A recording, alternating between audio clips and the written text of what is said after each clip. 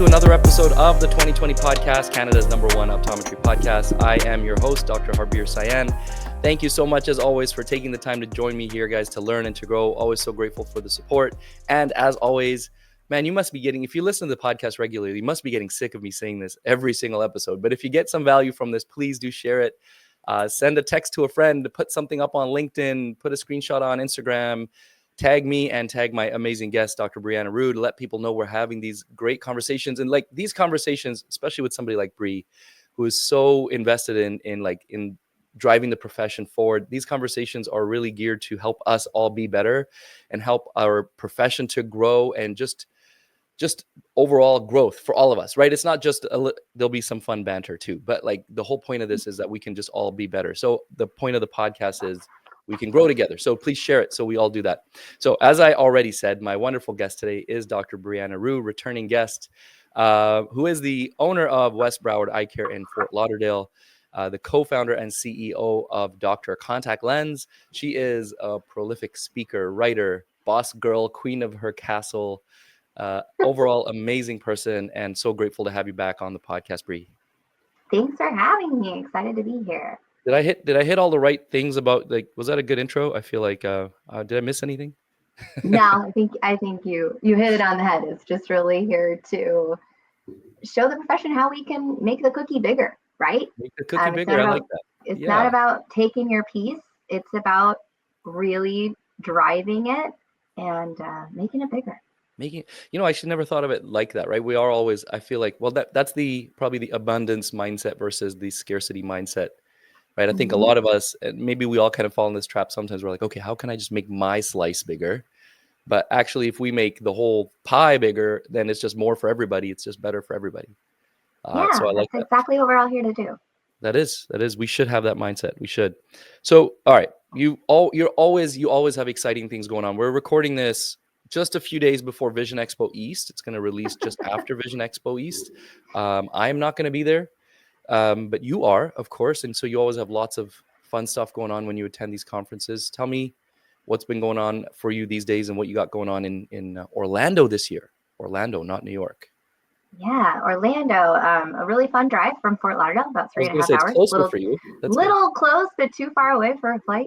But yeah, I've got my car packed up with all the stuff for the booth.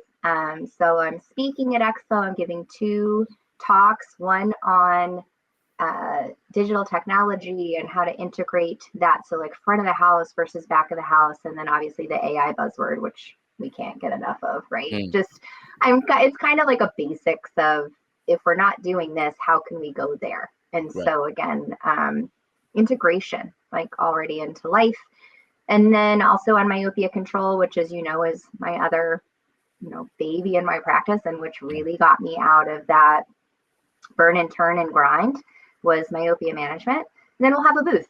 So launching, which we'll get into here, the Eye Pitch book at the Dr. Contact Lens booth. And yeah, it's gonna be a busy, exciting show. So new to Orlando, and we'll see where it goes. But you'll be there in spirit. Maybe I should wear a badge with your name on it. What was that?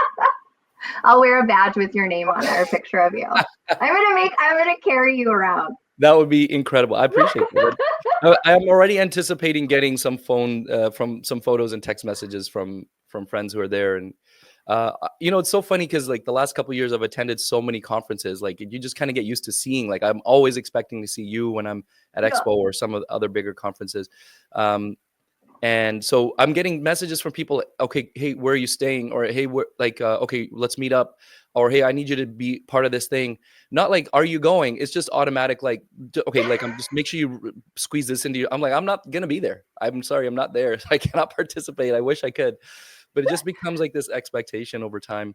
But in any case, you just don't know it, but you're already there. Your AI is already there. Yeah. Well, let's see. I'm a little nervous about that but yeah, I'd like to be able to be there and still be here. Actually, that's where AI can come and help me out a little bit. Totally. So I want to talk about your book for sure. Maybe let's just start with that. Let's talk about your book. Because that's a big idea here. Why did you write this book, and what is it helping us with? Yeah, so the book is really Techify kind of 2.0 put into an action item. So I don't know if you remember a couple years ago, maybe 4 years ago, Jen and I launched Techify. And so it Mm-hmm. was really trying to, as you walk into these big exhibit halls or even go into a CE lecture, right? You go in there just kind of like, oh my God, what is all of this? And then you have no really idea of where to start or how to methodically go through it, right? Mm. So in one point, you're going to be in a tech booth, and then you're in a glasses booth, and then you're in somebody selling you drops, right? And so that we put Techify together, put us all on the floor, thanks to Vision Expo for, quote unquote, ripping it off and making their own tech section now, which we are not in. Like, Oh, all right. well But then. that's, again, share your ideas. They're going to get stolen. It's fine.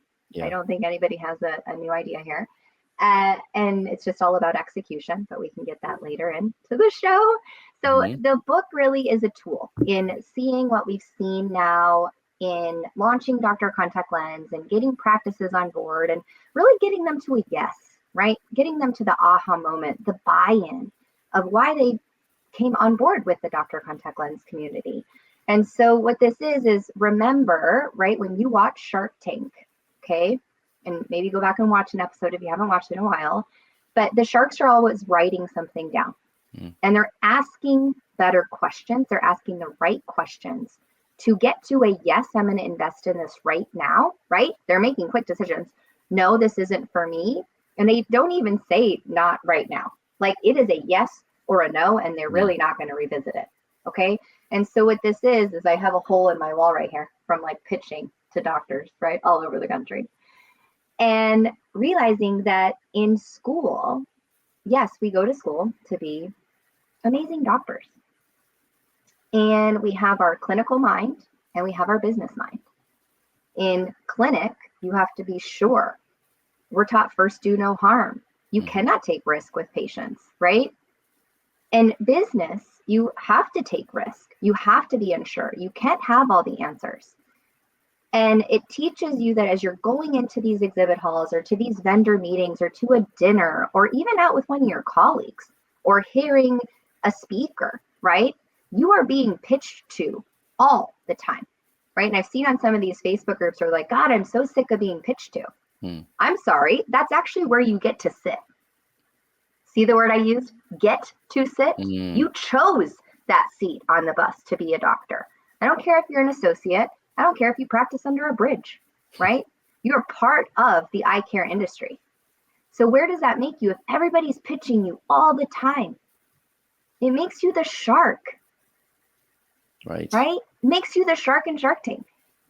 But we're acting like scared minnows as we go through all these things. Like, don't look at me. I'll take that pen from you. I'll take that rubber ball from you, right? Like, We all how love the many squishy freaking rubber balls do we need? But it then helps you ask better questions to get to a decision, right? So don't walk up to me and ask me what it costs. That does you and me no good, right? Because now I'm pitching you value. So walk up and go in here not by chance. Don't leave your profession to chance. Don't leave your day to chance. Don't leave your, taking 4 days off from your clinic, 4 days off from your family, unless you're going to bring them to Orlando, which is, oh my God, there's different times to bring your family. But I get it with the write-off and stuff. But that's a way for you to work on your business, not in your business. Right. That's the important distinction that I think many of us are struggling to make, right? Is we're doctors, we work in our business, we see our patients, but we got to take a step back and be the CEO of the business and work on it. And listen, I've been 100% guilty of just walking around the trade show floor, just deer in the headlights, like, okay, what do I do next? Oh, that's somebody I know over there. Let me just go, you go to comfort. You go to comfort. Yeah. So I like this idea, and we need to be more intentional, and you're teaching us how, right? And that's the point of your at least a big part of your book. And so eye pitch book. There it is there. Oh, perfect. The eye pitch book. So what would I learn when I read the book? Yeah, so it's not a long book. It's only 3 pages. It's funny, Javier, when I hand somebody the book, they start at the back and they're like, how many pages is this? Like, oh my God, this is not a commitment, guys. Because I'm a huge reader. We'll get that in later here. But it just teaches you that you're the shark, why we have our clinical versus our business mind. I can't make a clinical decision when I'm in business mind, and I can't make a business mind when I'm in clinic, right? So understanding, yes, you have two mindsets, because being on the industry side, I hear that all the time. You hear it all the time, that we're bad at business. Well, of course we are. We went to freaking optometry school, man, to be great clinicians. But that's, again, where you take this industry back by having educated conversations. So you're making educated decisions over emotional ones. And then it has the framework to break it down. These are the questions that you should be asking, right? So now you can get to a yes, no, or not right now, right? I got you. So you're providing the framework. You're offering some good questions that we can ask to have a good conversation, understand if this piece of technology or whatever it might be is actually useful and a worthwhile investment. Correct. So that makes sense. So that, the phrase that you were kind of using with me or sharing with me before was sort of like talking, we tend to be talking past each other versus like to each other. And is that like that whole, when somebody just comes up and says, okay, how much is it? Is that what you're referring to, or is there something else there? Yeah, exactly. When you walk up to a vendor and you have, again, we're not prepared for these conversations. So I'm asking you is just do a little prep work when you walk in there. Okay. So when you walk up in there, have a good question, right? So is this great for my practice, or, is this a problem I want to solve? Or what problem does your solution solve? Right? Yep. So now you can let somebody go all the way into the pitch. So you're listening, right? And don't interrupt that back and forth. Like, give them their 30-second pitch. Think of it when you're pitching a patient, right? On a dry eye treatment that you're selling, or a myopia management. Like, you're in that sales mode. Same thing for the floor. So you're now in the patient's perspective, while think of it as being the doctor, right? So now you can fully hear each other and then come to a conclusion if you want to hear more. Yep. And you'll see the conversation shift. So now you're in control of the vendor conversation versus them being in control of you. You have a unique perspective on all of this because, you're an optometrist and you're a business owner, as we mentioned, clinic owner. So you're walking the floor, potentially looking for ways to improve that business. But you are also a vendor, right? Because you have Dr. Contact Lens and you have a booth. So you actually see this. You're the perfect person to write this book and share these insights because you actually see it from both sides. Sorry, I just can never get my mic set the way I want it. I'm always mic check around. 1 2 1 2. Yeah, I'm just a fidgety person. So it, that's the reason why, I didn't introduce you just in case somebody didn't know who you were, did mention those things off the top. But if you think about it, that makes Bree the perfect person to share this insight with us, right? So you're seeing this from both sides. So tell me from the vendor side, because the doctor side, we all kind of get it, that most of us who are listening are optometrists and we understand how we feel when we walk the trade show floor and a little overwhelmed and whatnot. But from the vendor side, what are you seeing? What are most optometrists doing? You mentioned they come in, they just ask you how much, but what else are you seeing? What are some of the mistakes that, ODs are making as they're walking the floor, approaching you at the booth? Yeah, I'm seeing a lot of frustration on the vendor side. So again, we go to these and we spend a lot of money, guys. If I shared with you how much this booth is for Expo, it would make your jaw drop, right? So it is a huge investment. And we're making that investment in the doctors that are attending. That's why your CE is affordable. Right? Even when you're doing an online CE or something like that, you see vendor partners there for a reason, right? Somebody's got to get paid for all this work, and you're allowed to get paid, just like we want patients to pay us. Yeah. We're part of that life cycle. And so what I see is just a lot of, now it's so easy now to opt out of messaging afterwards. I want to be able to market to you in a way. I don't like to be bombarded by emails and stuff like that. I get it. But you got to step into the conversation. Right. And so there's just a lot of scatter and not too many of us walking up actually interested.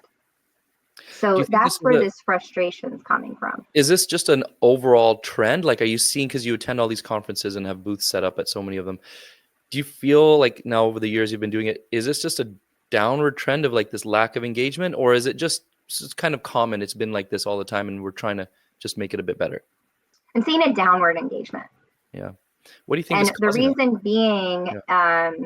I mean, there's some headwinds, right? You have the private equity, I just don't think we've been taught, Kabir. So Mm. if you look back, when I graduated in 2009, that's when the Sunshine Act was passed, right? Before that, it was really cool to be a doctor, right? You got wined and dined and flown places. Like, Yeah. that's coming back. That's Yeah. definitely coming back, right? Yeah. Experiences. You and I get experiences like that, right? Because we step into it. Yeah. Right.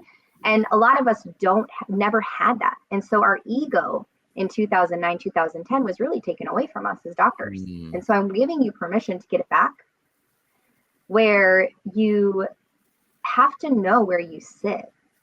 And healthcare is a business, right? Eye care is a business. Yeah. And you are allowed to make money taking care of your patients. You went to school to serve them, right? And they're there to serve you. So what I'm seeing with this downward trend is like my opening line, right? Now I'm going to like give it away. I'm like, hey doc, like, have you heard of Dr. Contact Lens? They're like, yes or no. And then I'm like, do you sell contacts? Because right there, I know if you're a student, I know if you're an educator, I know where you practice, right? Because I don't want to have a conversation with you either if it's not valuable for you. Yeah. Right? Because the person behind you could be the person I need to talk to. Right. Right. And so then my next line is, do you want to sell more of them? And right there, people are like, I mean, the responses I get are so funny, right? Because I can tell, like, if you want me to pitch you, I'm going to pitch you. And if you don't, like, no feelings hurt, right? Yeah. I've got really tough skin, had to get a really tough skin. Yeah. But the ones that really want to hear it are the ones I want to be part of Dr. Contact Lens. And the ones that don't, that's fine. Like, I'm not everybody's jam. I get it. But I am here, again, like seeing the movement and seeing how fast all this is going. I'm seeing us become even more short-sighted. Yeah. Right? So in our space, people are going to 4 different websites to place an order. They're going to 4 different ordering systems to place an order. They're doing double data entry in all of those systems. Guys, that is not efficient. Like, where AI is coming in is efficiency. Yeah. So what are we doing to our teams? What are we doing to our patients? We're like putting them in these databases that we don't own. That's terrifying. I wonder about, so that's something I know we wanted to talk about, and we're getting there naturally now. That's good. But like, do you think many ODs or business owners understand how this data processing kind of works, where you're entering the data and who owns it and all that kind of stuff? Or are we just kind of just being comfortable because it's companies that we've worked with for so long, and we're like, free. oh, we trust them and we're just gonna go with what they say? Well, and it's also free. I think that we are taught to save money. We're not taught to make money.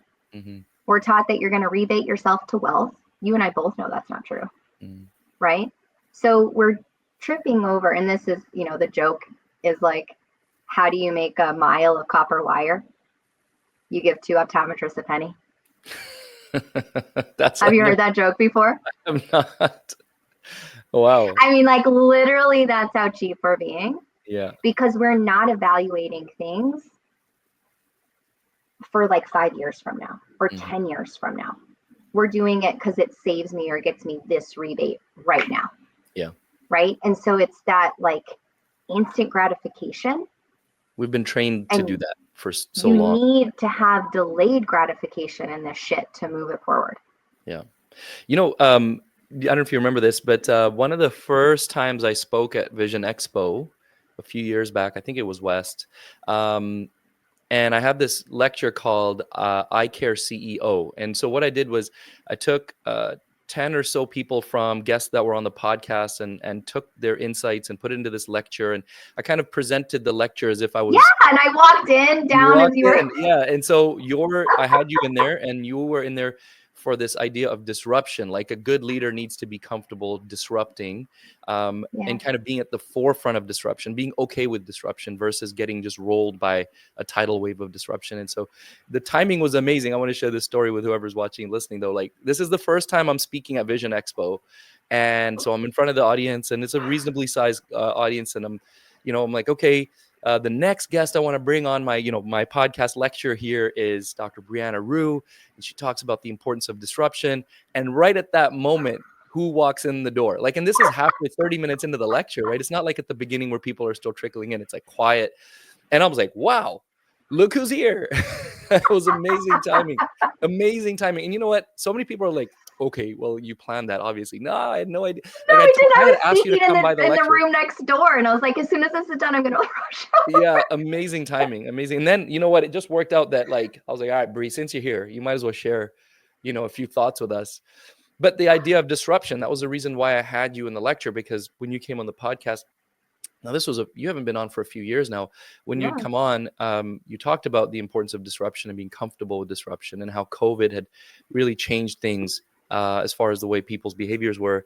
And now we're talking AI, right? At the time we were talking more COVID and online shopping and stuff like that. And now we're talking about AI. And here you are again, talking about the importance of adopting these new technologies to improve efficiency and all these things. So I just want to kind of stress the importance to our colleagues who are listening, the importance of being comfortable with disruption and not just sticking your head in the sand and just sort of like, or being too comfortable with or complacent with just going with the option that some big contact lens company comes up and says, here, I made it easy for you. So we don't have to think about it. We need to look more into what the options are. And this is where I think you're amazing, and you're constantly kind of leading that charge. You're constantly like adopting in your clinic new technology, or with Dr. Contact Lens, new ways to help other people's clinics to be better. But I just wanted to share that story because I thought it was perfect, and it's still you. That's the funny thing. It's like you haven't changed. So funny. No, I haven't. I've just gotten, I give out a lot of get better cards, not get better because you're sick. Just get better at your effing job. You give out cards that say get better? Mentally, I do. Oh, a lot. I got you. Like mediocrity, like that. There's a saying where it's like mediocre people hate high productivity people, and high productivity people hate mediocrity, right? Like it couldn't be more true. But what I'm seeing in our industry is we have such a gift, you guys. Like the book I just finished reading, we're actually doing, we launched the Book Nerds podcast. I think you've probably seen it. It came out from a book that I recommended to Aaron Werner called Buy Back Your Time. This was over a year and a half ago. And he called me just like after he read it, and he's like, I hate you. I hate you right now. And like in a good way of hate, where he's like, oh my God, this is like exactly what you said it would be. And so we created a little book club, but we just finished Ride of a Lifetime about the CEO of Disney.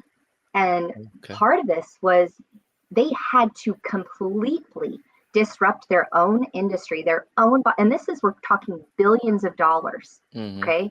He had to give his team members the ability to say, guys, I know that this is how we make money right now, that it's not how we're going to continue to make money. And he gave them the time, he gave them the ability for that business to kind of slide, right? But to see the future. That's what I'm asking people to do. And it's interesting now that we're on here, right? Back in, 2020, 2021, they've even done studies where it's like, we are living in the year 2040 right now. That's how fast all of this got sped up, right? And it's just neck breaking pace. And I get it. I get fatigued too with decision making and everything that you have going on. But this is where you need to help. You need to give your team the ability to look for things and adopt things. So people are always asking me, like, how do I do everything? Well, I don't. Number one, I have great team members around me, but I also give them the time, right? So you've heard too before, priority used to be singular. We've now made it priorities. This is going to get into the frogs here. Yep. But if you say, and I just went through this with an office that we were onboarding with Dr. Contact Lens. The doctor's super excited. We showed him where over $4 million in revenue is hiding. Okay. I can't get his lead technician on any training. And now he is messaging me that it doesn't work. Right? Well, she's missed every training. She's kicking and screaming, right? And I can show her how this is easy. Yes, this is the way you've been doing it for years and years and years. I get it, right? But there is an evolution process. Mm-hmm. I also don't like the word change, because change, it automatically gives you a cortisol hit, Yeah. versus evolution, which gives you a dopamine hit. It's very different. So how you talk to your team is also a critical piece to this. Yeah. We need to evolve. I know that this is the way you've done it for a long time, but you also have to give them the time to learn it, right? She didn't have a computer that could do it, which we know is bullshit. She couldn't have it was just excuse after excuse for her. And then now I'm writing, right? That's what irritates me. I'm like, dude, you didn't even give this a shot, and now you're bad mouthing me. Whoa. And I come on with Dr. Contact Lens. Again, I'm not everybody's jam. I get it. But we've done this in enough locations and enough practices that I'm sorry, doc. Yeah, you may have a cool coffee maker, and you may have the most awesome slit lamps and all the most awesome technology, but we're all doing the same thing. Patients call us, they want to see us, they want us to take care of their problems, and they want to purchase products from us. And guess what? They want it shipped home. Mm-hmm. Right? So you are not special. Probably goes against the grain a little bit. Let's just let that sink in for just a second. Okay? Yeah. I mean, you're so special, Herbie, and everything.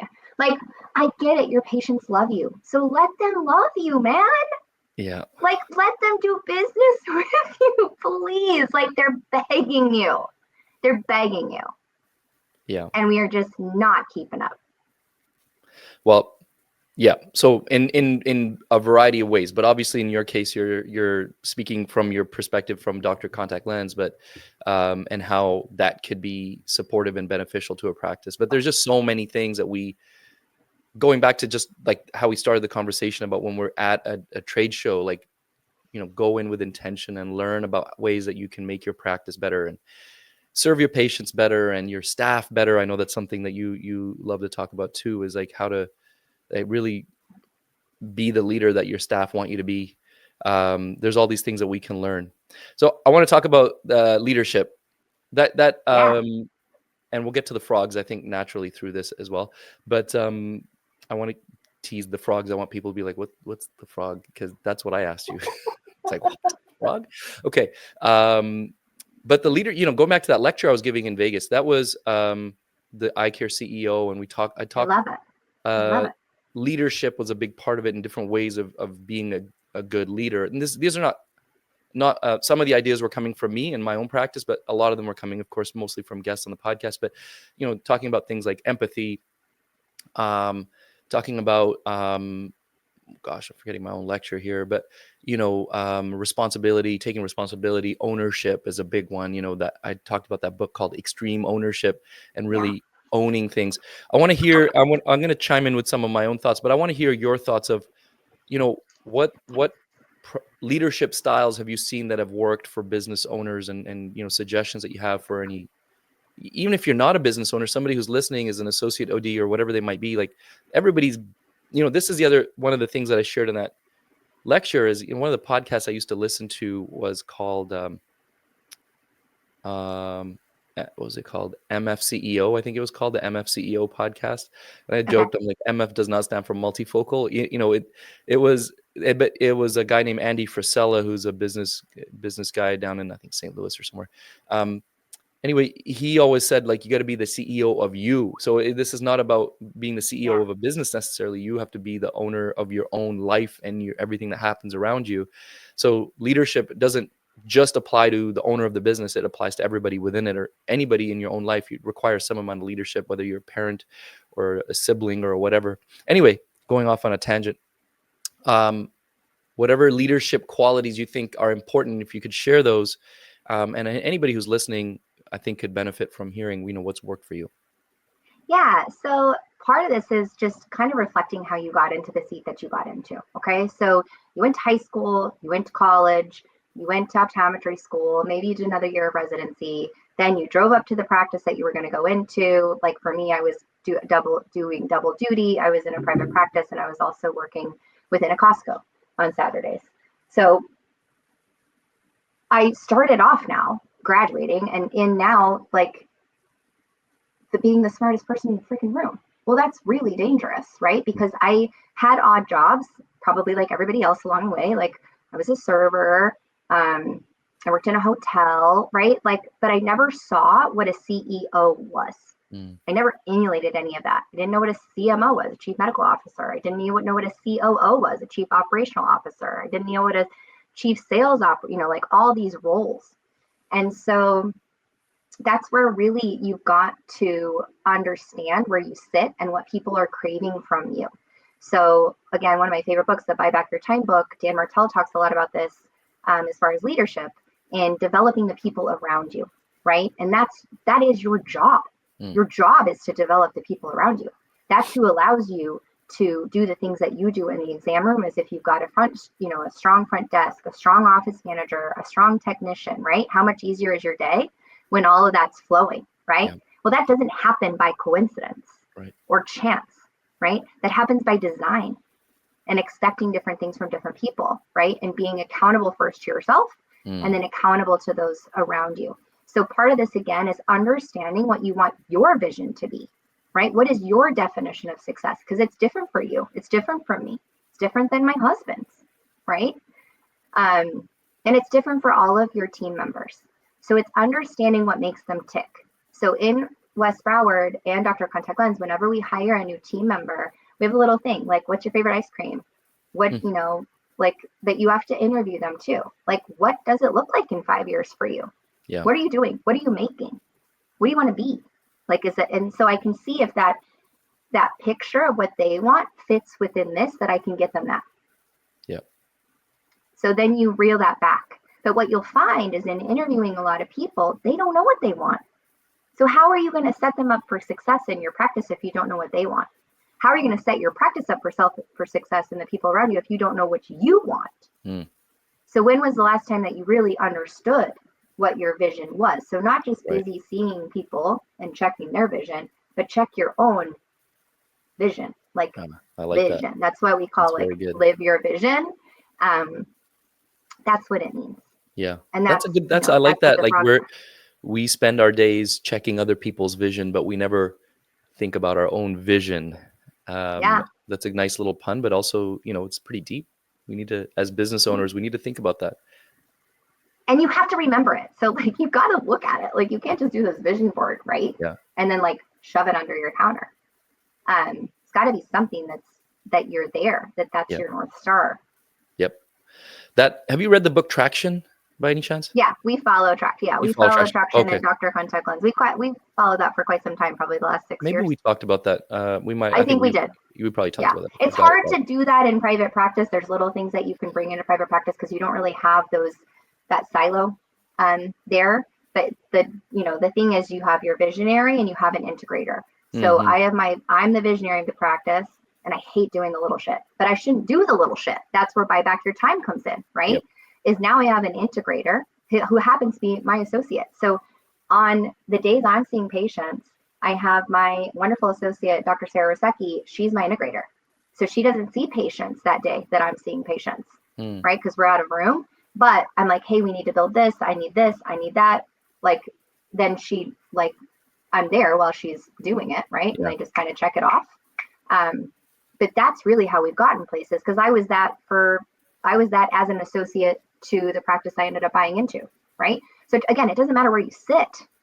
As an associate, like, own that position, learn that position, right?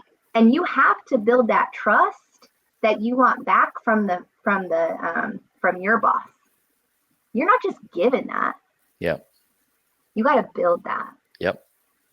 That respect and trust is earned. It's not given. Absolutely. There's some cases where you might be given a little bit, but it's sort of, you got to earn the rest of it and build yourself that trust in the practice for sure. There's something I heard just recently, but it reminded me of that, again, going back to that lecture I was giving, this idea of that sort of extreme ownership, or just that accountability, as you referred to it as well. Yeah. There's something I just heard the other day that I loved, and it was, a lot of times, we get to the frogs, we got to get there. The problem we often have is that we, as a business owner, for example, we tend to fall in the trap of blaming something else or someone else for some reason, for whatever is not working well. Maybe it's in our own personal life, or whether it's in the business. And the quote that I heard was, wherever you put the blame is where you give the power, or whatever whoever you're blaming is who has the power in the situation, right? So if you say it's so and so's fault that this thing happened, I'm blaming them, but that means they have power over you, right? Or this other entity or whatever it is has power over you. Whereas if you take the responsibility, you give yourself, the other quote that some people will say is like, it's all my fault. It sounds kind of a negative thing to say, but if you give yourself, you blame yourself in a sense, that means you're giving yourself the power to make the change that needs to be made. And I think that's an important way to flip that around. Is it's when you're about to blame somebody else, take a second and just say, how much power do they actually have over this scenario? How much power do I have over this scenario to make the change that I want to make? If I was to say, well, gosh, the front desk, they just keep screwing this thing up. Well, is it really their fault, or did I not train them well? Or did I not give them is a my process? training manual not the way as clear as it should be, or whatever the other case might be?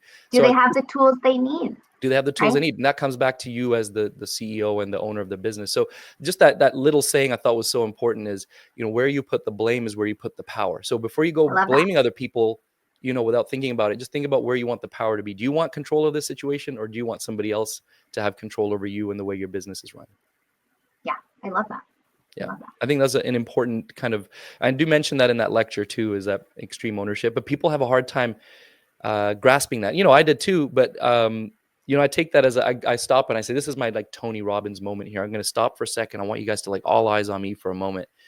Think of something in your life that's not going the way you want it to go right now, whether it's your fitness, your health, a relationship, the business, whatever. Just think of that for a second. Now, how would you feel if I said the reason that thing's not going well is because it's your fault it's not going well? And, get these funny looks. And obviously, people don't like that. But it's reflection, when you do that, right? Where like all this outward, and that's kind of what social media is doing to our brains as well, right? Is not allowing us to be patient, right? And so I think that's one of I actually did a little post on it the other day. I was talking to Tom True about it, in what makes successful entrepreneurs, successful CEOs, successful business people in general. Because they have three things typically. They have a chip on their shoulder from something that happened when they were younger. Mine was like being bullied. These two girls will remain unnamed.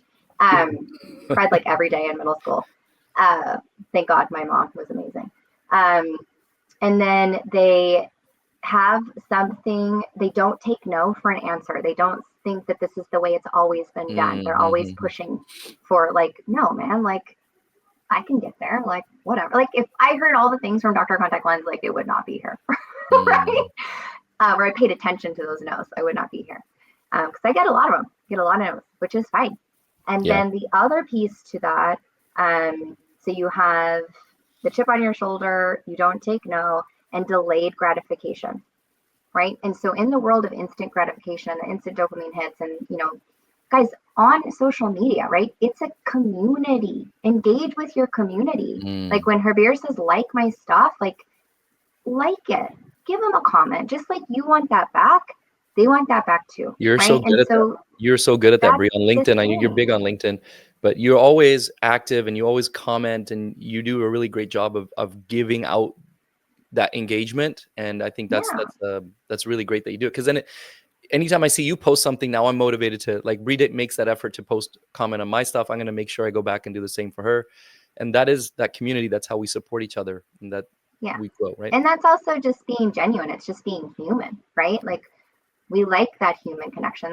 That's what makes us different than an AI bot that's coming, right? Is going to be able to have deeper conversations. And so now we'll get into the frogs. Yes, we got to talk about the story frogs. how this happens. I'm going to show my frogs here. So 3 little frogs, and you can get your frogs. Reach out to me. There we go. A little bit higher. There we go. So you have 3 little frogs. Okay. So mommy, entrepreneur, busy person story. It was 9 o'clock at night. I was interviewing a COO for Dr. Contact Lens. We were growing. It was just great. It was just an amazing, fun time. But he said that I needed to fire this is 9 o'clock at night. I was 1 month postpartum. So my baby, my second one was just born. So I have a 5-year-old and a newborn, okay, who was, by the way, early, right? So he wasn't even supposed to be here yet. And I'm like on this walk having a conversation about Dr. Contact Lens. Said I needed to fire my entire sales team. I needed to do all this stuff. I was going to be out of money. Like, right? And I'm like, that's why I'm interviewing you, man. Like, hello, I know the freaking problems. Like, help me with the solution. Yeah. You've done this before. And he goes, Brianna, do you ever write down the 3 things you need to do that day? And I was like, Herbert, you know how small this industry. I've never burnt a bridge. Because you never know who you need on the way up, and you never know who you need on the way down. So true. And I've learned that from a very, very young age. And there were some customers.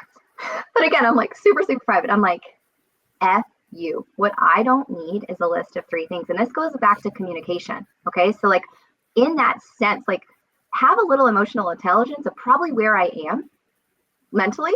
Like just had a baby. Just had a baby, yeah. And 3 things, like 3 things. I get to write down 3 things.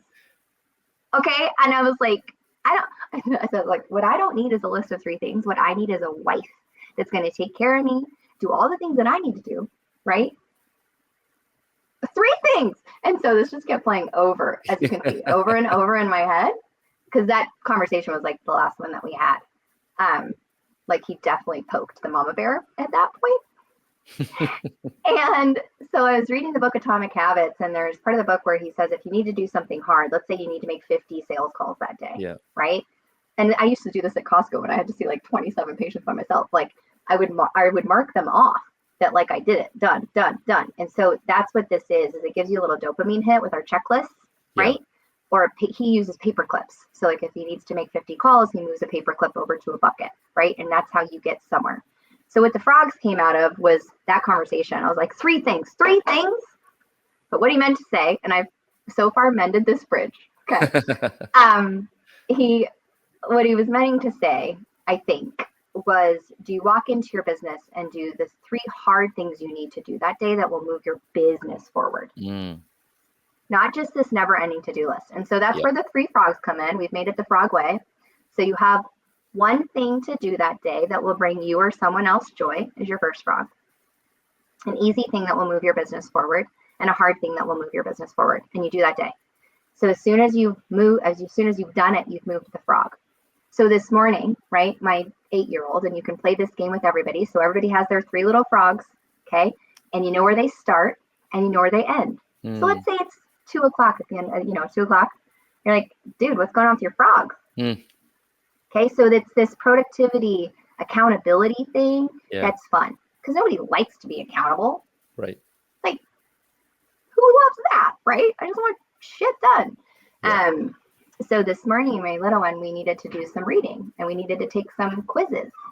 And he has the day off today. Well, we got his quizzes done. And I was like, oh, look at you swallowing your frogs today, right? Yeah, that's awesome. So that's awesome that you got the kids in it. Yeah.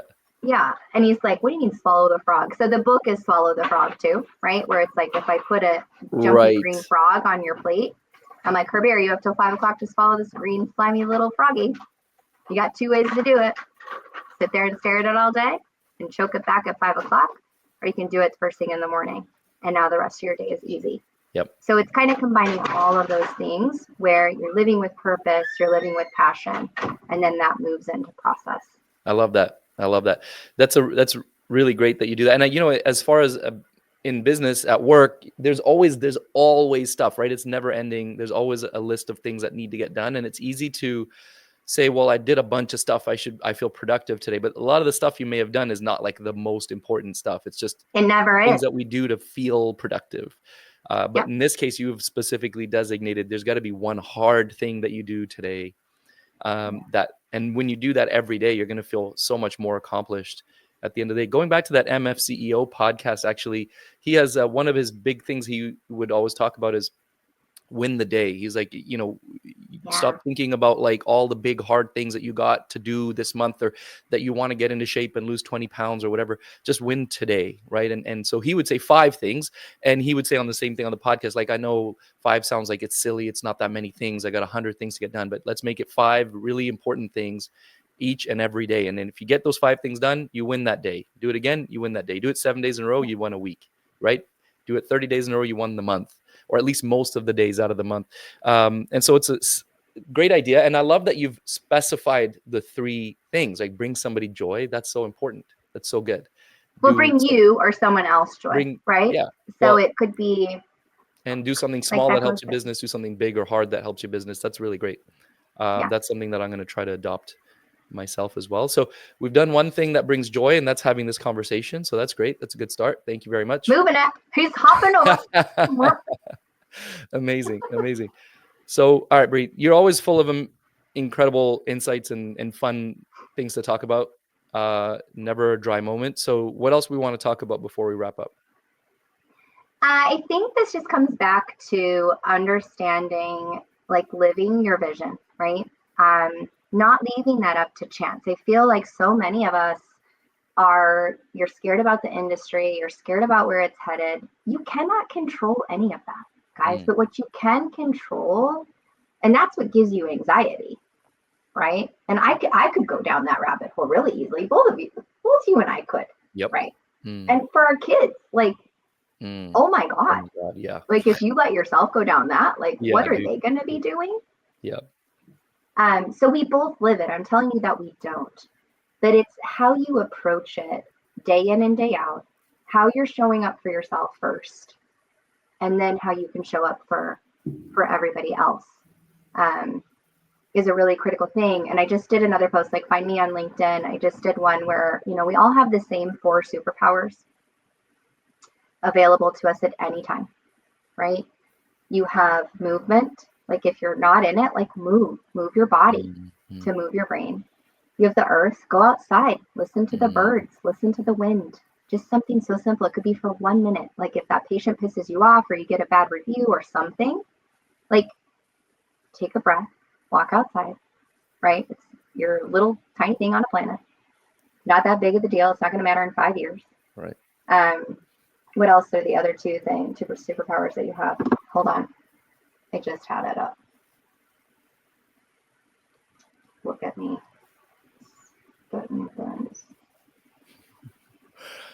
Well, you know what? While you're looking that, there was something else I wanted to share.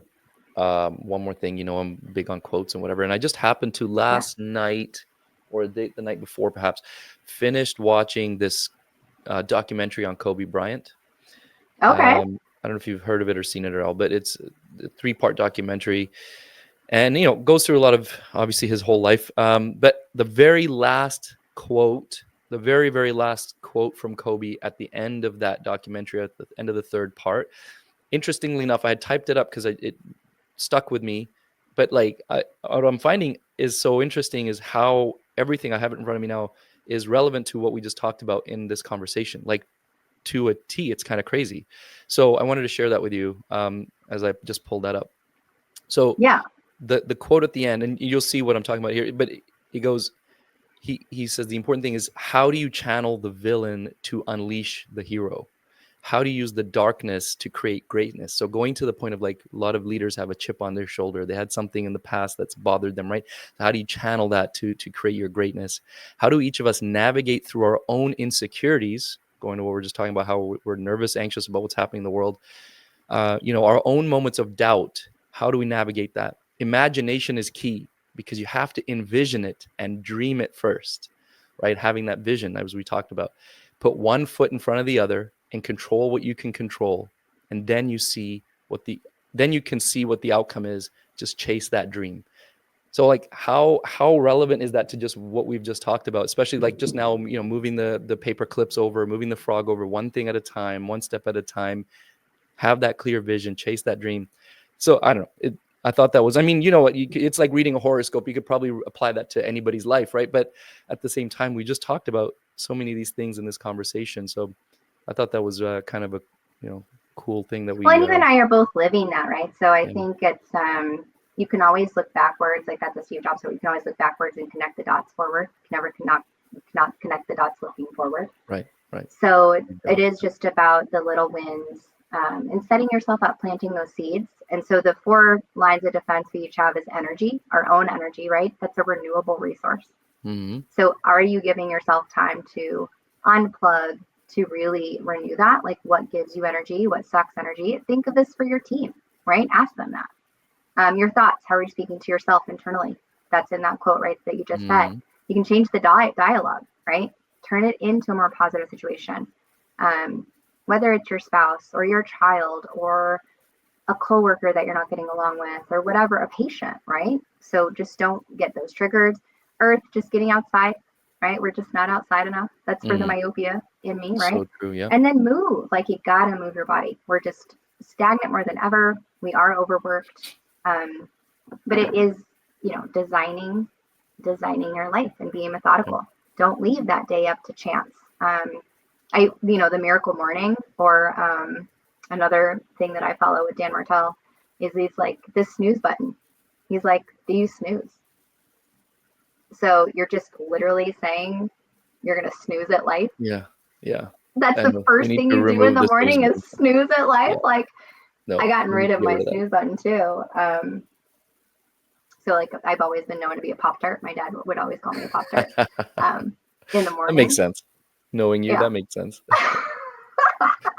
So a very specific wake up time, which is 5:43 in the morning. I love it. I've always done that since I was a kid. I was like, Dad, wake me up at 6:26 or 6:28. Yeah. But yeah, there's some. We don't need to live our life in 5-minute segments, right? We could. You don't. Wake up at any time you want. But I'm guilty of that too. My alarm is 6:15, right? It's not 6:10 or 6:13. It's 6:15. I got to wake up half an hour earlier now. You're waking up at 5:43. Sheesh. All right. That's how you get. It makes a difference, man. Like I've been doing it now for about 6 months. But every book you read that talks about the CEO life or highly successful people is that morning routine, right? Totally. Yeah, so I've been slacking on that lately, but that absolutely is so important. Yeah, and it's the time where you're fresh. There's no kids running around. It's really that time that you need for reflection. That's when I've got my workout routine. I read in the morning, journal a little bit. And then, then it's like, I got to go get myself ready and the kids ready and make 2 lunches and, get myself out the door. And like, we're all running that, guys, so we're no different. It's just, how are you using Netflix at night or like whatever it is, like the average person, I think they said, spend 7 minutes, Javier, looking for what they want to watch every day. Oh my God. 7 actually seems low. It's crazy how much time people spend scrolling trying to find something to watch. Yeah. So the time is in your day. Like that's what I'm saying too. Yeah. It's just how do you want to spend it? And how are you spending it? Right? That's again giving you that back, or is it from you? Right. So we all have the same 24 hours. There's one question I've been asking on the podcast, and it's been a while since you've been on, so I haven't asked you this. You have young kids. You watch Disney movies? Yeah. Have you seen Moana, the first one? And the second, yeah. And the second one. Well, so the character Maui, played by Dwayne Johnson, The Rock. You're welcome. Exactly. So he has the song "You're Welcome," and you sung it perfectly. Sung it. Anyway, perfectly. That's what this segment is called. You're welcome. So what I'm going to do is ask you to share one really profound piece of advice or a quote or something that's really helped you in your life that you think is going to help us. And then I'm going to say thank you. And you can sing it again at the end if you like, but you'll say you're welcome. So let's do You're Welcome. You're welcome. You're welcome. Brianna, what is one amazing thing you can share with us, please? So you can wake up every day and build somebody else's dreams, or you can wake up every day and build your own. The choice is up to you. You're welcome. Thank you. Usually I'm supposed to say thank you first, but that's perfect. Pop Tart, exactly. I love it, man. You're amazing. Okay, Bri, last question. How can people find you? Where can people find you? Yeah, find me on LinkedIn. Probably will be at a show upcoming. Be at SECO. We'll be at iSki. I won't be there, but a couple other conferences. We'll be at the PECA meeting. We just got approved to be a PECA vendor, which only took 5 years. Glad we're still here. Wonderful industry working for us. But that's great. Yeah. Congratulations, because PECA's a huge group, right? So that's good to be there. I'm excited. Good. First one to hear it here.